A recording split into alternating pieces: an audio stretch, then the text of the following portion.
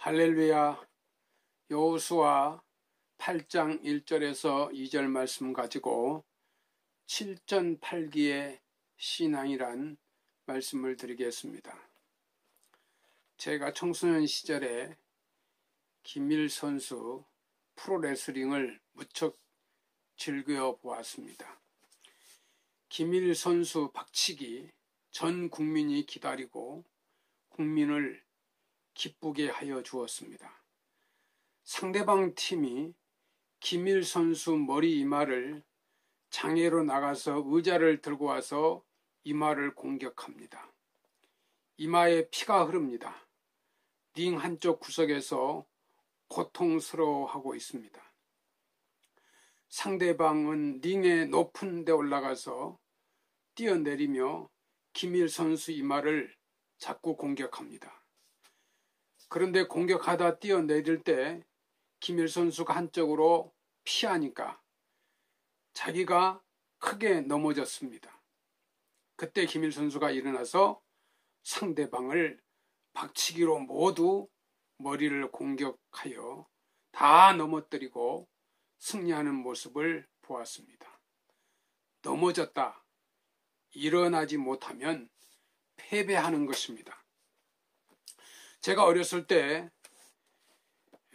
권투 선수 홍수환 선수가 있었습니다. 홍수환 선수가 1950년생이니 지금 70세 된 분입니다. 1974년 WBA 팬텀급 아놀드 테일러에게 도전하여 세계 챔피언이 됐습니다. 이후 사모라에게 패하여 챔피언 벨트를 빼앗겼습니다. 그는 한 체급을 올려서 1977년 WBA 주니어 패더급 카리스키아에게 도전하여 세계 챔피언이 되었습니다. 당시 이 파나마의 카리스키아는 얼마나 펀치가 센지 별명이 지옥에서 온 악마라고 불렀습니다.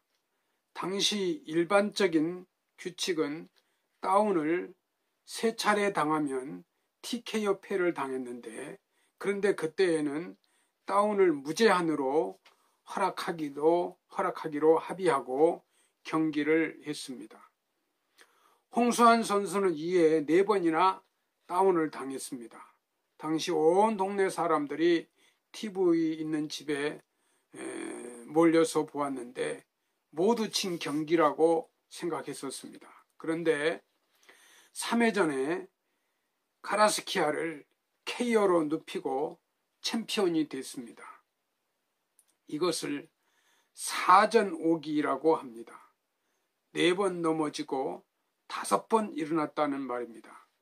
이 말은 사자성어 또 7.8기를 응용한 말도 됩니다. 이 7.8기는 7번 넘어지고 8번 일어난다는 뜻입니다.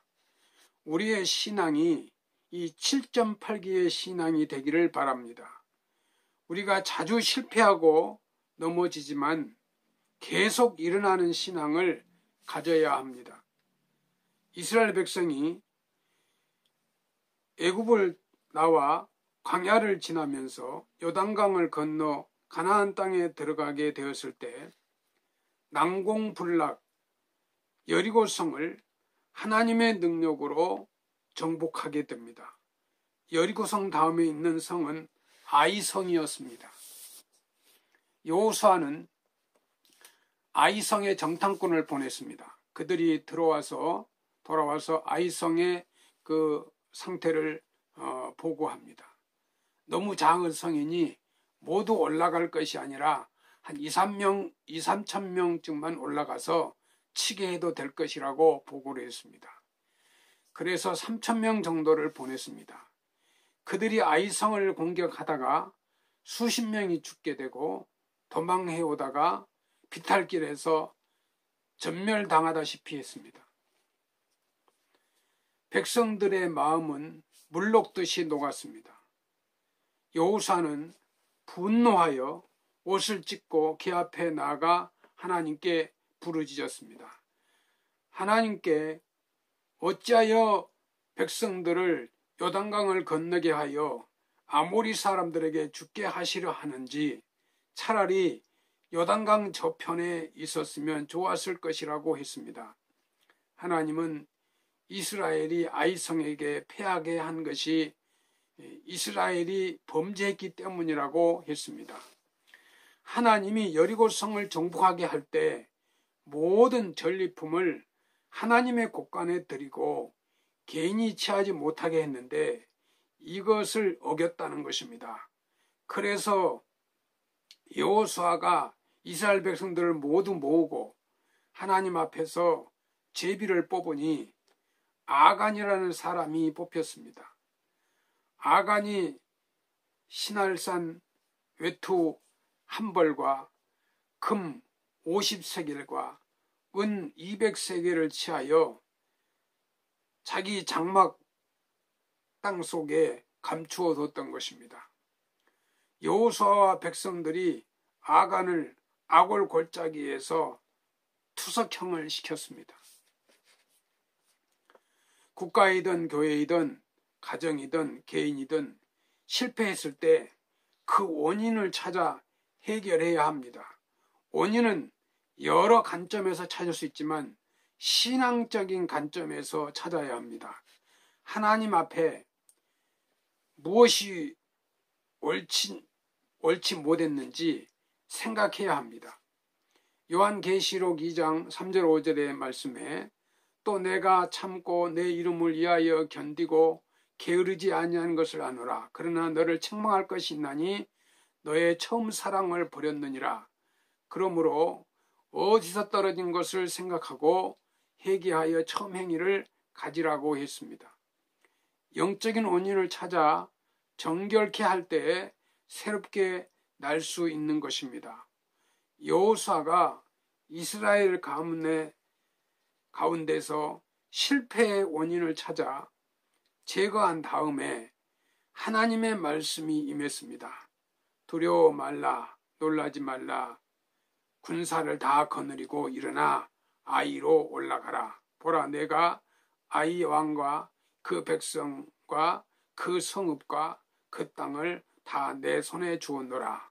너는 여리고와 그 왕에게 행한 것 같이 아이와 그 왕에게도 행하라고 했습니다. 말씀이 주어지는 자가 복 있는 자입니다.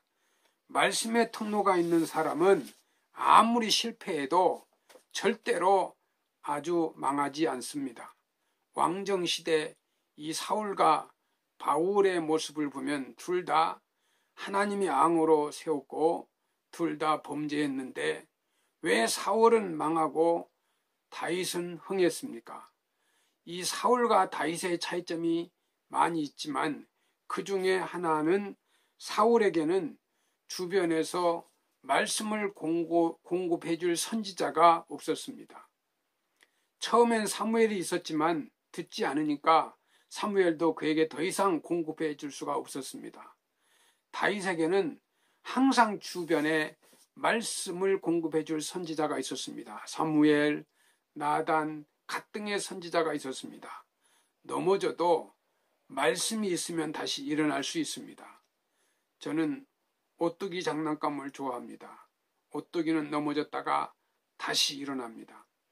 복원의 능력이 있는 것입니다. 어떻게 해서 그런 능력이 있습니까? 원리는 간단합니다. 뜯어보면 아래쪽 가운데 무거운 철이 들어 있습니다. 그 철 때문에 무게의 중심이 아래로 교정되어 있어서 다시 일어나는 것입니다. 바다의 배를 보십시오. 그 큰 배가 무엇으로 만들었는지 가라앉지 않은 것뿐만 아니라 쉽게 전복되지 않습니다. 그것도 무게의 중심을 아래쪽 가운데에 있도록 제작했기 때문입니다.